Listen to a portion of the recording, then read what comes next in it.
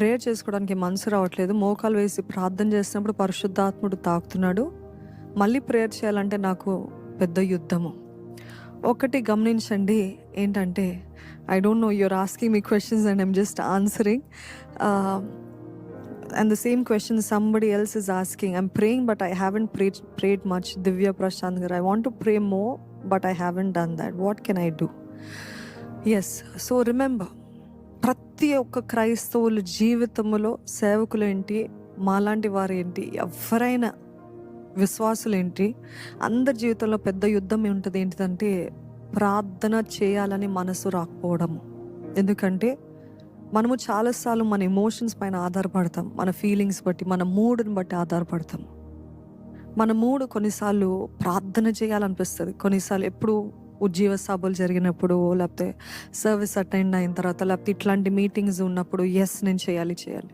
కానీ అది it is like a fire work. సడన్గా ఉద్యోగం వచ్చేస్తుంది, మళ్ళీ ఆరిపోతుంది. సడన్గా లైట్ అప్ అవుతుంది, మరలా బుస్సమంటుంది కదా. సో అలాగే మన జీవితాల్లో కూడా we want to pray so much. ఎవరైనా మనల్ని పుష్ చేసేంతవరకు, ఎవరైనా మనకి ఒక మంచి మాట ఒక మంచి ఉదాహరణ చెప్పినప్పుడు, లేకపోతే ఎవరైనా వారి ఎక్స్పీరియన్సెస్ షేర్ చేసినప్పుడు అన్నీ బాగుంటాయి. కానీ మరలా again to get the same that revival, that personal revival, that desire, that heart's desire ఎట్లాగంటే, let me tell you, listen to me carefully. Prayer is not dependent on your mood. మీకు చేయాలనిపిస్తుంది, నాకు ఈరోజు సడన్గా చేయాలనిపిస్తుంది కాబట్టి చేస్తున్నాను, ఈరోజు చేయబుద్ధి అవ్వట్లేదు కాబట్టి చేయట్లేదు. నో, బికాస్ ఫీలింగ్స్ ఆర్ అ లై. మీ మూడ్స్, మీ ఫీలింగ్స్ అంతా కూడా అపవాది, అబద్ధము. And remember, the moment you don't feel like praying, that itself is an attack from the enemy. Do you understand? The moment you don't feel like praying, నాకు ప్రార్థన చేయబోదే అవ్వట్లేదు అని అంటేనే అదే అపవాది వేసే పెద్ద దాడి. ఎప్పుడు మనల్ని దేవుని దగ్గర నుండి దూరం చేద్దామనే వాడి ప్రయత్నం. ఎప్పుడు తెలుస్తుంది దాడి అంటే, మీ ప్రార్థన జీవితం దొంగలించాడంటే మీ జీవితంలో అన్నీ దొంగలించవచ్చు. మీ ప్రార్థన జీవితంలో మిమ్మల్ని డిస్ట్రాక్ట్ చేశాడంటే మీ జీవితంలో అన్నీ దేవుడు ఉద్దేశించినవి జరగకపోవడానికి వాడు పెద్ద ఎర వేస్తున్నాడు. He's casting a net. So be careful. Remember, prayerlessness itself is an attack from the devil. ఏదో నాకు దాడి జరిగింది, ఏదో నాకు అపాయం జరిగింది, ఏదో నాకు నష్టం కలిగింది, ఏదో నాకు అనారోగ్యం, ఇవన్నీ దాడులు అనుకుంటారు. నో. ప్రేయర్లెస్నెస్ ఇట్ సెల్ఫ్, ప్రార్థనహీనతనే అపవాది ఒక దాడి. ఎందుకంటే ఇక్కడ దాడి చేస్తాడంటే దేవుని కంచె మీ చుట్టూ ఉండదు కాబట్టి అన్ని రీతిలుగా దాడి చేయొచ్చు. So remember, it is not about your mood, it is not about your feelings will follow up with what ever you do.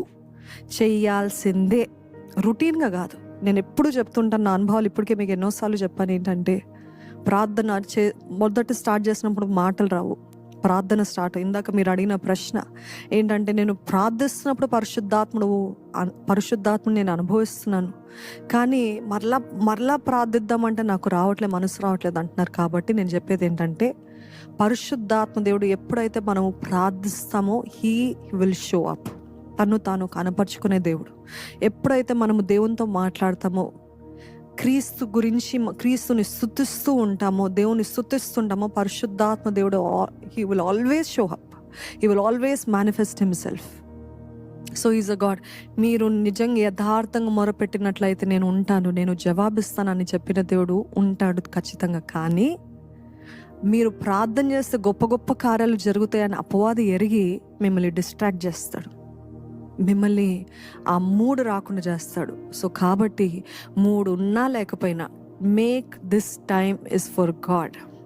ఈ టైం, ఉద్యోగానికి వెళ్తున్నారు కదా, ఈ టైం టు ఈ టైం, మూడు ఉన్నా లేకపోయినా వెళ్తున్నారు కదా, మూడున్నా లేకపోయినా ఫ్యామిలీ బాధ్యతలు చూసుకుంటున్నారు కదా, ఆరోగ్యం బాగాలేకపోయినా అన్నీ చేస్తున్నారు కదా, కానీ ప్రార్థన చేయడానికి మాత్రం ఎన్ని వంకలో ఎన్ని సాకులో కదా, అది అపవాది దాడి.